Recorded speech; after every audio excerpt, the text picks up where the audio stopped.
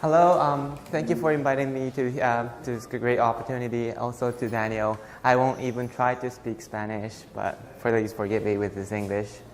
My topic today is a little different from to before because it will be totally irrelevant to our daily life. The title of my talk is Developing a Unified Theory for Physical and Chemical Evolution of Protoplanetary Disk. But the focus is that how are we going to know the formation of our planet? Where do we come from? How did the Earth form? What is it was made of? Those issues. So overall question is that when the planets form, it's not only the physical process that actually matters to form, but also the chemical aspects, something like evaporation or condensation is going to have a huge role in forming our planets. So I wanted to mention how does it matter and how is that important. Before that, I would like to talk what is the current understanding of how the planets are formed and the major theory, and onto my theory about the formation of our planet. Here? It's kind of right.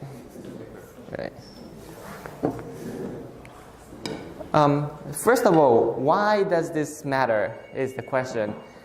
The reason is that even if we study this, it's not going to change our life, or we're not going to help people who's surviving from the heat and the urban expansion or gut microbiota.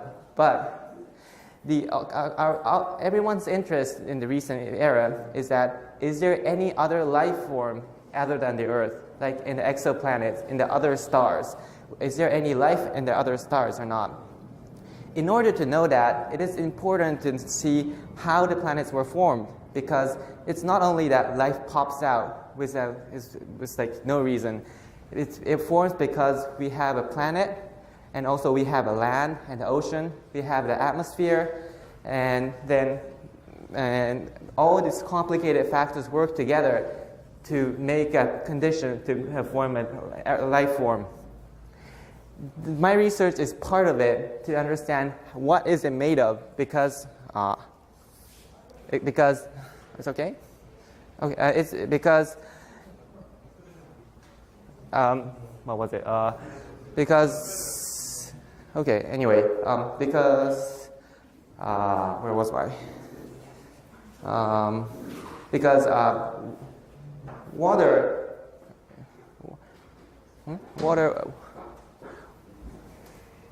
It is difficult to understand why water or atmosphere form, but it's important. Beforehand, we also have to know how many rocks we have, how many aluminum or how many iron we have on this planet. And my theory will definitely help to understand this issue. Then how can we know about those issues? There's two sides in our planetary formation theory. One is from the observations. I think most of us know that the astronomy, like the image of the stars, and one of the good example is the ALMA telescope in Atacama Desert in Chile has a great resolution. This picture over here is it's not well shown here, but it's the best picture taken 3 years ago in ALMA telescope. It shows that the center there's a star, and surrounding is the moment the actual planet is forming in this snapshot. This was a great breakthrough because we were not able to see. Oh, sorry about it. It's good. Am I hitting it? Because we had no idea how planets were formed, and we were not able to actually observe them because it was too far away. But now we have starting to get a snapshot of the intermediate phase of the formation. This is a very new field, and the other classic is the meteorites. We have a rock falling off from the outer space. This will tell us about how this meteorite was formed.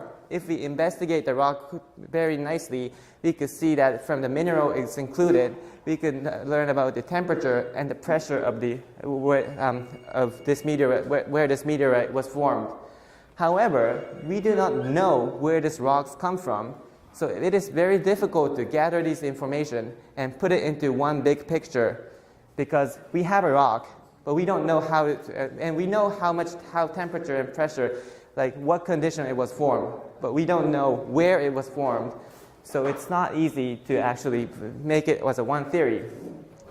So we have a number of information here, like the spectra information from the astronomy and the meteorites falling off on the Earth. And we make a tip of the physics to combine them to make it to a one theory of astrophysics. Oh, no, sorry. It was that one. Gathering all the information from the spectra and the meteorites, we now have a big picture of how the planets are formed. First, what we call as a protoplanetary disk will form, because when there's a gas surrounding this, when the star was formed, there will be a lot of remnants of the gas and the dust surrounding the star. When they rotate around that sun, there will be a gravity from the sun, and also the centrifugal force, because it rotates, so it tries to expand to the outer world. Because of the imbalance of these two forces, it will collapse onto as a disk on the perpendicular to the rotating axis. This will form like a disk-like structure. As we all know, Milky Way also has a disk structure from the same reason. Once this disk structure will be formed, it will be still super hot, and most of the materials here will be evaporated and exist as a gas phase. However, as they cool down, it will start to condense into a solid material because the temperature is going down. In the inner side, there will be rocks like what we can collect around the Earth's surface will start to condense. But in the outer world space, it's very cold, so that even the water will start to condense and form icy particles. When I say particles, there will be a lot of micrometer, like 10 to minus 6 meter size particles are floating and rotating around the sun. But for those dust, for the same reason, because of the imbalance of solar gravity and the centrifugal force, it will all collapse onto a thin layer on the mid-disk and form a disk-like structure. So that is a process of dust settling, what we call. Because of the imbalance of the gravity and the centrifugal force, it will all collapse onto the mid-plane and form a dust-rich layer near the mid-plane. As it evolves, those micrometer-sized particles will stick to each other and grow into kilometer size. And if it goes on to kilometer size, it will start to collide violently and onto the formation of our planets. This is the big picture of the planet formation. However, the big question lies here is that how does the micrometer size will evolve into kilometer size? The reason this is a problem is the micrometer size are small enough that it will be coupled to the gas and rotate with the exact same speed with the gases. Just to make sure, I'm writing as a static picture, but all the materials here are rotating around the sun. And when it rotates, again, these small particles of micrometer-sized dust will rotate with the exact same speed with the gas. But however, when it gets big enough, it will start to have a friction between the surrounding gases because it's too big, so that it will rotate a little faster than the gases. In those cases, they will feel the friction and lose the velocity. So when it comes from micrometer to kilometer, there is an intermediate size that feel the friction very much, and it will lose the velocity very quick, and all the material will fall into the sun. That's a big problem because we know that micrometer size dust existed and they were rotating. And now we are our Earth is 6,000 kilometers in size and it's also rotating around the sun. But the meter size to centimeter size, it definitely should have gone through that stage as it grows, but those dust particles will not be able to last long, and all of them will fall into the sun in a very short time scale, in about 100 to 1,000 years. 1,000 years is extremely short in our field. It's like, so there's a lot of problems that was thought to explain to solve this problem. I won't go into the details, but there's still a long debate going on, and this has been an issue for more than 30 years in our community. Then how could we know all the theories are right or not? Because we have no observations. Like, it's not like experiment in our lab that we could do it. Like in our lab to form a planet and to observe how the planets form, it's impossible because the scale is like 1,000 kilometer size and the time scale is 1,000,000 years. We can never do this in the lab. So we have to rely on an observation. The astronomy, it's not clear enough. It's too far away to observe it. Cosmochemistry, like meteorites, it doesn't have much information. So for now, we are relying thoroughly on the physics, on the physical theory. We are just doing on a paper or a laptop to see whether the calculations is right or not. But it's not providing too much information, so that's why it's causing this confusion in a community for more than 30 years.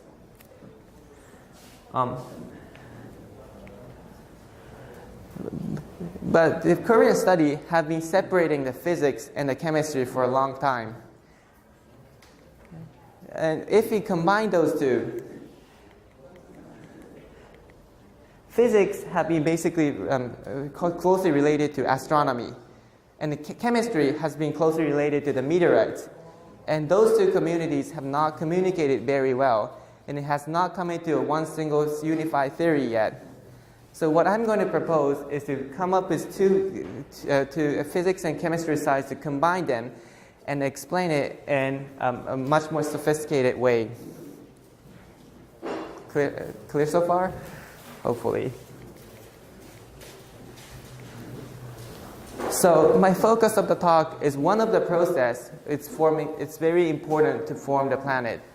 It's the dust settling. As I explained before, all the dust will be affected by the gravity and the centrifugal force, and because of the imbalance, it will fall into the midplane.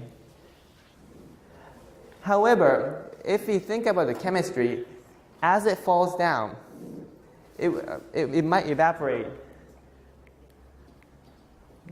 The reason is that if you think about the disk structure of the gas, there will be a radiation heating, a heat from the sun heating the surface. But in the early stage, there's a very vigorous, rapid turbulence happening in the midplane of the disk. That will make this disk very hot, and the temperature will go up to like 2,000 degrees centigrade. 2,000 degrees centigrade. If in those cases, as the dust starts to fall down, it might evaporate and return into a gas phase. This might have an important effect because the previous understanding has never thought about dust being evaporated because they just treat it as a single particle. But any material existing has some kind of chemical composition and is only stable under certain conditions. Obviously, these kind of tables or anything, if you heat it high enough, there's going to be, if I say evaporate, it cannot be a solid anymore and act like a gas.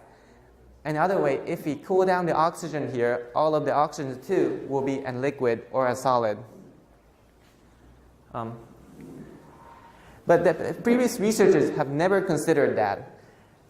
So if you just think about the micrometer size, how the micrometer size will settle, when they start to collapse onto the midplane because of the imbalance of the force, they will start to stick with each other, get bigger in size, and settle faster. I will not go into the details of the equations, but as a result, the settling velocity, when I say settling, how these dust floating up here, at the speed of the dust floating up here, collapsing onto the midplane, velocity is totally proportional to the size of the particles. So as they kind of stick together and get bigger, they will start to settle fast. And as a result, it only takes about 1,000 years. It's again, 1,000 years is very short in our field, and it grows into 2 millimeter size. Just for reference, the time scale of what we wrote here is going to be from here, from number 3 to number 5, will be about million to 10 million years. So 1,000 years is compared to that is extremely short. If you think about like 100 years of our life, it's going to be shorter than like a day or half a day. So it's going to be in a very rapid time. So Doe's theory has shown that these dust settling will occur only in about 1,000 years. However, we also have astronomical observation. If we see this stars around us, it shows that grain size, these dust that settle onto the midplane will remain very small. So there was a discrepancy in a theory and the observation we were having. And these kind of confusions exist a lot. So what I'm proposing is that these kind of discrepancy might be able to solve using the effect of chemistry, what I'm going to explain from now. As I explained it, all the dust have some certain kind of chemical composition. So that means when it starts to settle down to the midplane, it's highly likely that it will evaporate and dust settling will stop. But that is a huge problem because if there's a non-dust-rich layer formed in the midplane, there will be no planets at all. Because in order for the planet to grow into kilometer size, there should be a lot of dust accumulated densely in the midplane and stick to each other very fast and get bigger. If there was no accumulate layer, it will never grow and will just stay as a micrometer size forever, and our life, like planet, like Earth, should not have been formed. But it's obviously wrong because we live here and the Earth exists. So there should be something wrong in the theory. So in order to solve that, I'm doing a simple calculation of combining the physics. Physics side will be this equation of motion over here. I think everybody learned this from the high school, and it's not in an obvious form, but this is the equation of motion. And combining that, we also have the temperature structure solved here. Temperature structure is solved by the radiation heat equation. It's a little complicated, so I'm going to not talk about the details. But the important term here is the opacity.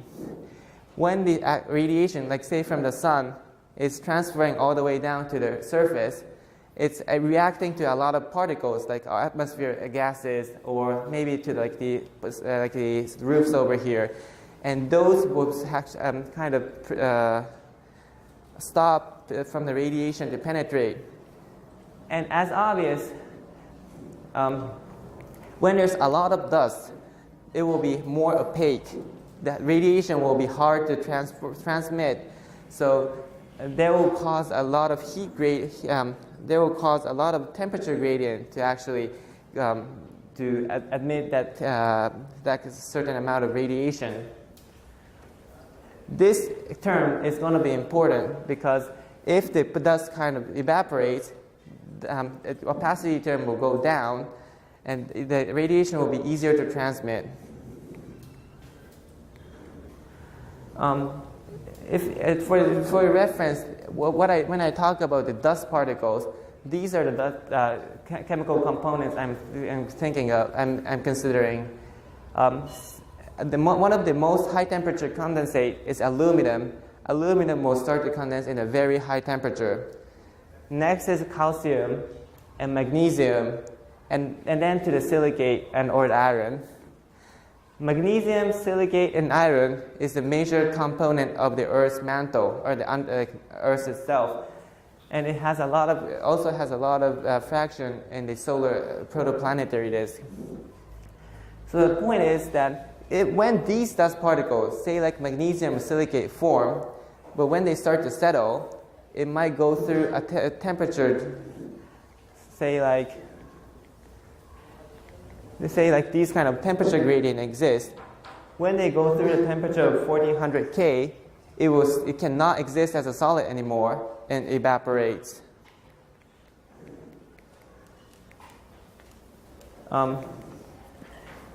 If that were to happen, dust settling picture will change a lot. In the previous researchers, they never thought about evaporation. They just said dust will form and start to settle and accumulate in the midplane. However, if you consider the condensation temperature, dust will go down, it will evaporate, and when it evaporates, it will change also opacity, how opaque it is. So the temperature gradient will change too, and there will be a very complicated interaction between physics and chemistry. So what's actually happening here is that when the dust starts to settle, it will form a dust-rich layer over here, because there's a lot of dust, it will be opaque and it form a huge temperature gradient. But if there's this is the graph of temperature and the height, so dust is settling from upwards to downwards. When the dust is settling, it will kind of accumulate in this region. If the dust accumulates, there will be a huge temperature jump. But when a temperature jump is formed, that means that under this height, the temperature will be too high for the dust to exist. So as the dust forms and accumulates, dust wants to settle down because of the imbalance of the force. And once they go through this, it will evaporate because it's too hot. So there's the interaction. So because the dust exists, a temperature jump forms. And because the temperature is too high, because of the effect of chemistry, dust will evaporate. And when the dust evaporates, it changes the opacity, so it changes the temperature structure. So there's a huge interaction over here.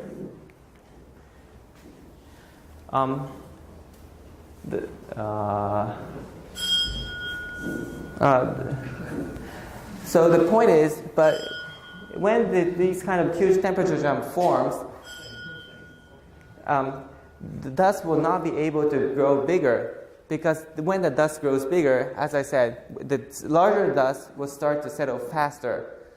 When the larger dust starts to settle faster, it will kind of start to penetrate this temperature jump, but it cannot, because it will evaporate as soon as it goes through that temperature jump.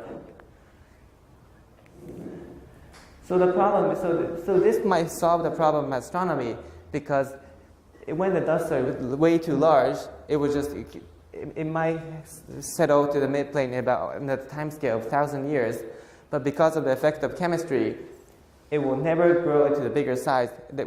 All of the bigger size dust will evaporate immediately, and the smaller dust size will remain in the upper region for a long time. This effect, we call it a condensation front, could be seen in most regions. Like from 1 AU to 3 AU, we all see this kind of condensation front forming. 3 AU is about the middle of Jupiter and the Mars, and the terrestrial region might be governed by this effect of condensation front. The reason it's important is that upper region, because this jump was mostly formed by magnesium and silicate, aluminum and calcium are high temperature condensates, so it has a different behavior with the dust. So when you say dust, the dust of magnesium and silicate and iron and the dust of aluminum and calcium might behave totally differently. It might form a totally different chemical composition of the reservoir floating in the protoplanetary disk. So, because of the condensation from magnesium, silicate, and iron might be floating on the upper region for a while aluminum and calcium will never be affected because it has a very high temperature condensation temperature. So it will go through and get bigger in like 1,000 years, as is said by the classical theory of physics. So aluminum and calcium and magnesium, silicon, and iron might have a totally different behavior.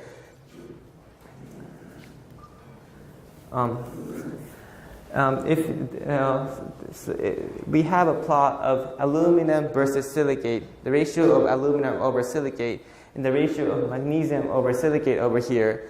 But a lot of meteorites have a different chemical composition. Something we call as ordinary or ancestite chondrites have a very low aluminum silicate. So it has a lot of silicate, but not much aluminum and magnesium included in these meteorites. On the other hand, our Earth has a lot of aluminum and magnesium, and this does not explain this was not explained very well, and it's a big problem because what we collect from the Earth's outer space has not much aluminum and magnesium, but us have a lot of aluminum and magnesium. So how does our the current theory was that our planet was formed, it was the same composition with meteorites. But at least from the chemical composition, we cannot make it, because if you just make it from all the meteorites, we will have we will not have enough amount of aluminum and magnesium containing in our Earth. However, if my theory was to be correct, aluminum, calcium, and magnesium, silicate, iron has totally different behavior. So if the aluminum and calcium was to get bigger, and because, as I think I mentioned briefly in the earlier slides, but it will get bigger to centimeter to meter size and be dragged to the inwards, there will be a depletion of aluminum and calcium in the outer region, and rich in aluminum and calcium in the inner region. So the meteorite, what we're collecting, might be from the outer space, that aluminum and calcium has to be depleted. But on the other hand, what we live over here might be the result of the drag that's collected from the outer space of aluminum and calcium. So this kind of diagram might be able to explain the discrepancy of the composition of the Earth and the composition of the meteorites we collect from the outer space. So this kind of theory, at least this will be able to connect the theory of astrophysics and the meteorites data we collect from the outer space. And in this way, we have to fill between the gap of physics and chemistry a little by little, and have a complete understanding of the solar system formation. I hope that's it.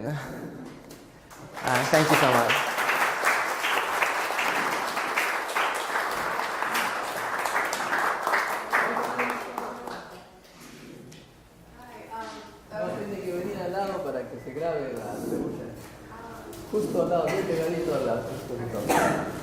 Hi, that was an interesting talk. Do you mind explaining opacity again? Oh, sure. Opacity is something that, say, in a cloudy day, you cannot see the sun a lot. And if in a sunny day, it's going to be clearly you can see the sun. So that means opacity is how opaque the gas or in this region, we just define it as a whole region of opacity, but how we can see the radiation from it. When I say radiation, it might be not intuitive, but we are having a radiation from the sun every single day. And when you say low opacity, we can see the sun clearly. And when you say high opacity, we cannot see the sun. But it's not about whether it's seeing or not, because it also affects the temperature gradient. When it's high opaque, we have a huge temperature gradient with the top of the atmosphere and what we live here. So it's not about, when you say opacity, you might see like it's just a matter of the sight, but it also affects the physical structure of it. So, is it clear? Yeah. Another question? What? Thank you so much. Yoshi Nori.